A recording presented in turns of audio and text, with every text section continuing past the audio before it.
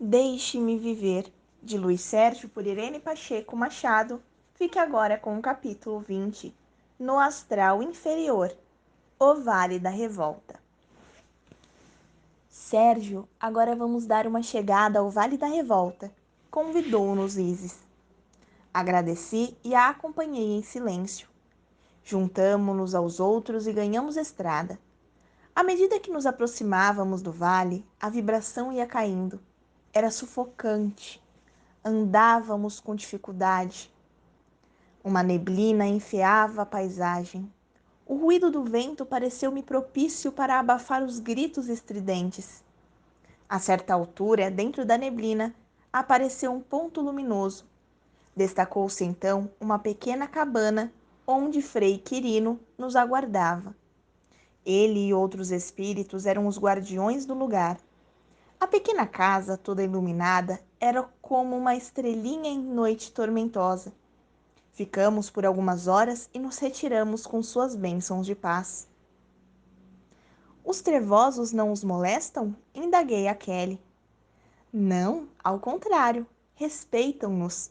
Muitos cansados de sofrer, aqui vêm pedir ajuda. Esta casa é um pequeno hospital. Andamos ainda mais um pouco, enfrentando uma atmosfera asfixiante. De longe avistamos o vale. Casas corroídas pelo tempo e praças sem jardins davam a impressão de uma cidade fantasma ou bombardeada. Chegamos a passos lentos e só então compreendi por que na casa de Frei Quirino recebemos um tratamento de luz que revestia os nossos perispíritos de uma matéria grosseira, capaz de nos proteger na tarefa que íamos desempenhar. Até os outros companheiros me pareceram estranhos. Entramos na cidade, ou melhor, na vila. Pelas ruas encontramos mulheres correndo como loucas, com os cabelos em desalinho. Estavam grávidas e víamos o feto como se galopasse dentro dos seus ventres. O mau cheiro era terrível e o nosso caminhar muito penoso. Era como se estivéssemos atolados na lama.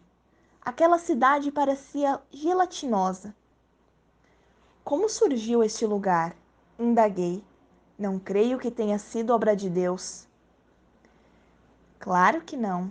Esta cidade é composta de emanações inferiores, portanto, de acordo com os espíritos culposos que se encontram. Saiba, Sérgio, que eles não foram trazidos para cá, e sim atraídos pela vibração perispiritual de cada um. Que lugar tenebroso, pensei. Encontramos um senhor de seus 40 anos com o perispírito todo deformado, mas parecia um cabide de espíritos, tamanha a quantidade de irmãos que nele se grudaram. Completamente dementado, gritava: Eu sou doutor! Deixem-me em paz, seus vampiros sujos! Assim era aquela vila, morada de mentes perturbadas, cujos perispíritos eram compostos de toxinas, formando uma crosta ácida e viscosa que os alucinava. Passávamos por eles, mas não éramos percebidos. Nossa equipe orava em silêncio. Quando pude falar, perguntei: Este vale é composto só de aborteiros? Sim, e de algumas mulheres e homens que, sem piedade, abusaram do direito de possuir um corpo físico. Mas é terrível este lugar. Igual a este só o Vale dos Suicidas. Tem razão, Luiz. Aliás, tem razão, Sérgio. São os mais tenebrosos lugares do astral inferior, decorrentes dos crimes contra a vida. Os aborteiros são os piores inimigos da vida, cruéis exterminadores dos sonhos daqueles que aspiram a reencarnar. Calei-me. Meu coração sofria ao presenciar o horror em que vive um aborteiro no mundo espiritual. Bem perto de nós, debatia-se envolto por 10 espíritos obsessores. Um aborteiro que chamarei de Célio. Tentamos ajudá-lo, mas sua forma, que não podemos dizer humana, tal a deformação perispiritual, toda gelatinosa, arrastava-se pelo solo negro e viscoso, movendo-se com dificuldade, ainda mais por carregar junto a si seus verdugos, também, muitos deles, ainda na forma fetal, no ponto da interrupção da gravidez. Em Célio só havia a fisionomia sofredora. O resto do seu corpo não mais possuía forma humana. Destacava-se nele o semblante sofredor. Mais parecia um verme, lutando para se livrar dos seus verdugos que lhe sugavam sem piedade. Célio me pareceu um enorme feto, tendo a cabeça humana deformada e colado nele as suas vítimas. Assim como Célio, ali estavam vários outros aborteiros que contribuíram não só para retardar o plano de Deus para a reencarnação, como também prejudicaram seus próprios corpos. Quem diria que o grande e famoso médico do passado hoje é uma massa gelatinosa de emanações repugnantes? O seu perispírito deformado é tão indefeso quanto ontem eram as suas vítimas. Murmurei perplexo. Assim, fomos varando aquelas ruas, onde os seres se arrastavam no solo escuro e escorregadio, muitos ainda levando as suas vítimas que não os perdoavam. Olhei para o solo e dei graças a Deus por volitar. Nossos pés não tocavam aquela massa infecta do astral inferior. Perguntei a Misael: e aquelas mulheres? Não estão deformadas? Elas também foram vítimas. Mesmo assim, estão sofrendo muito. Que lugar estranho, muito estranho. Aqui é pior que o inferno, pensei. Eles serão socorridos? Quando se reequilibrarem mentalmente. Só eles mesmos poderão nutrir positivamente os seus perispíritos. Não se esqueça de que a aura espiritual é que capta a luz do mais alto e uma mente ligada ao ódio não se alimenta de luz, e sim de vibrações baixas. É como se suas rodas energéticas estivessem queimadas, pois eles apenas se alimentam da violência do astral inferior. O perispírito vai ficando necrosado pelo desequilíbrio do espírito, e a veste que nos espíritos bons é luminosa, nesses verdugos é ácida, viscosa e informe. Enquanto conversávamos, uma ave horrível passou sobre nós, em vôo rasante. Que bicho é esse? Perguntei assustado. Zeus respondeu: são as aves das zonas inferiores. Perdoe-me a pergunta, mas nessa ave existe um espírito em evolução, como notamos nas várias espécies do reino da natureza? De Misael veio a resposta: não, não existe. Deus seria injusto se colocasse uma centelha de luz num ser tão horripilante. Mas elas são aves? Essas aves foram criadas pelas mentes humanas e têm vida curta.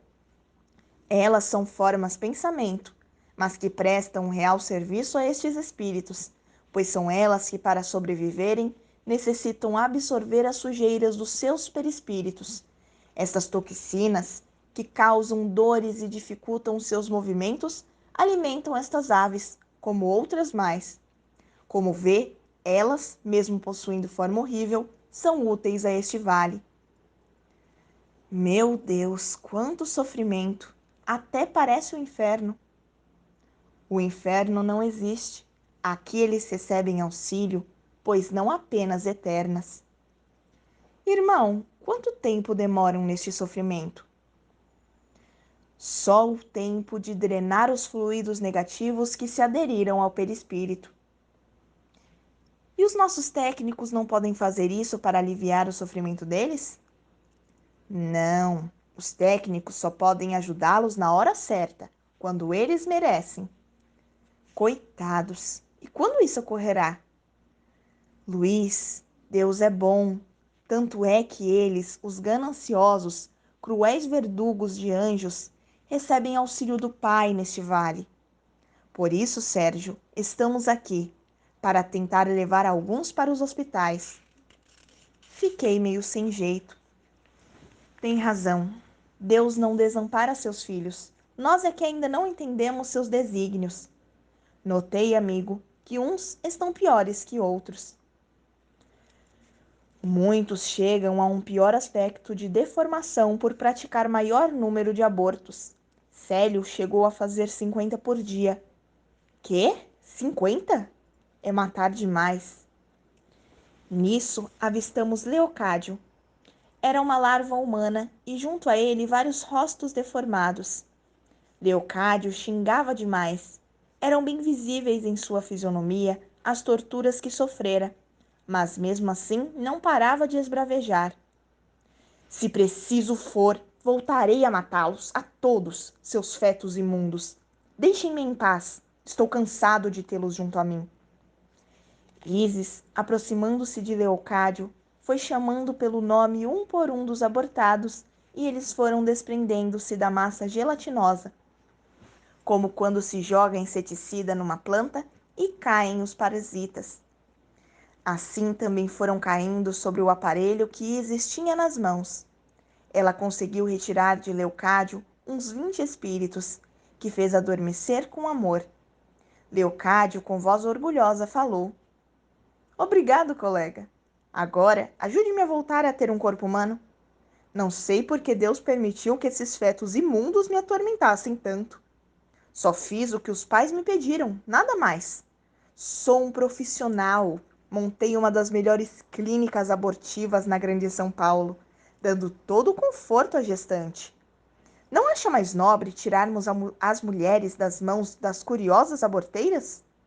Na clínica, a mulher recebe toda a assistência, o que não acontece em casas de curiosas. Agora, não sei por quê, vejo-me junto a esses fetos mal cheirosos. Eu, o doutor Leocádio, eminente médico brasileiro. Irmão, como médicos, temos por dever lutar pela vida.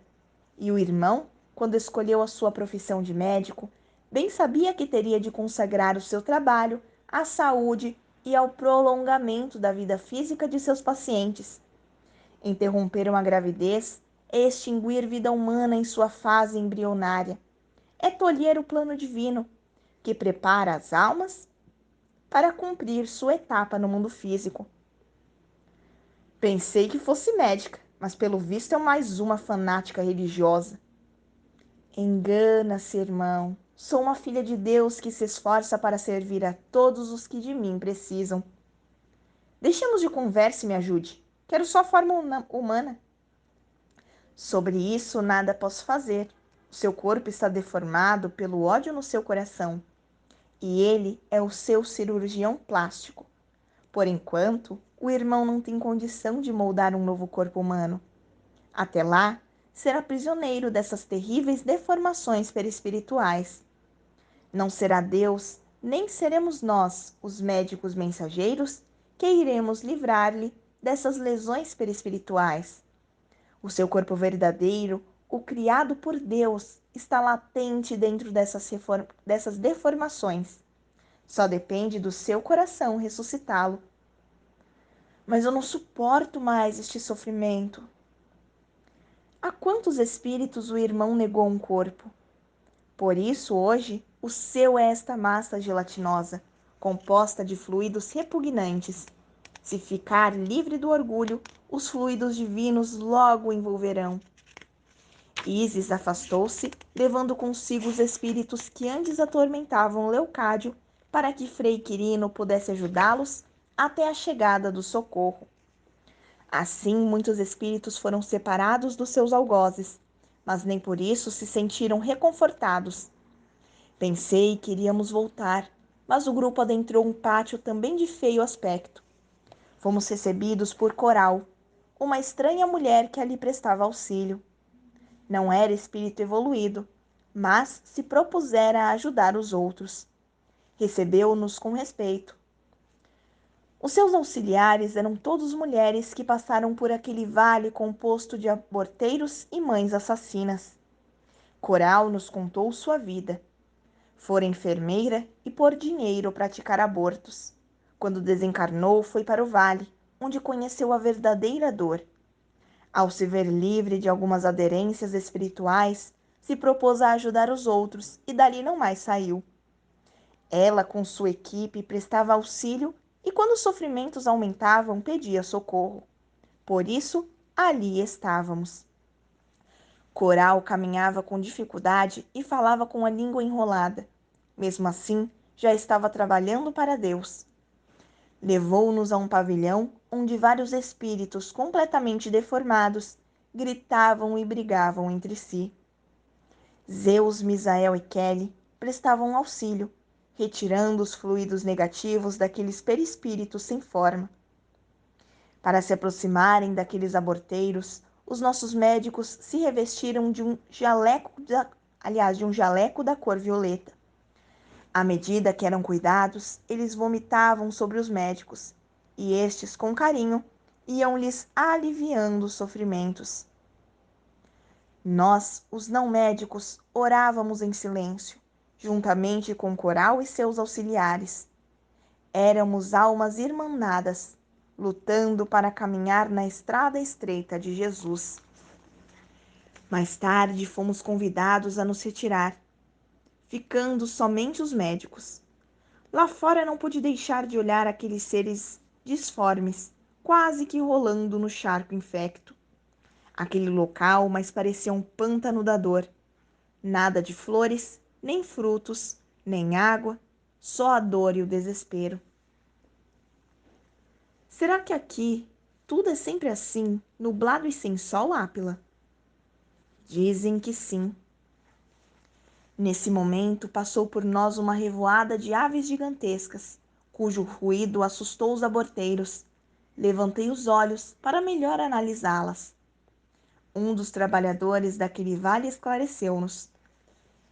Elas recolhem os miasmas pesados. São os sanitaristas deste lugar. Os habitantes daqui não são portadores de bons fluidos, que fazem germinar as sementes e colorir os jardins de flores. Precisamos dessas aves para a limpeza mental de toda a área. Acreditamos que um dia este vale será transformado em uma colônia de socorro. O que é preciso para que isso aconteça? Perguntei. Logo veio a resposta: que os encarnados se conscientizem de que ninguém pode retardar o plano de Deus. É necessário abolir os abortos da face da terra. Só assim não teremos os vales de sofrimento.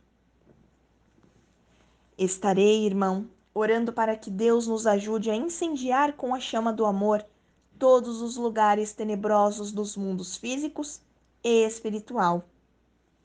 Abri as Escrituras e caiu Miqueias, capítulo 6, Caminho da Salvação. Que assim seja, graças a Deus.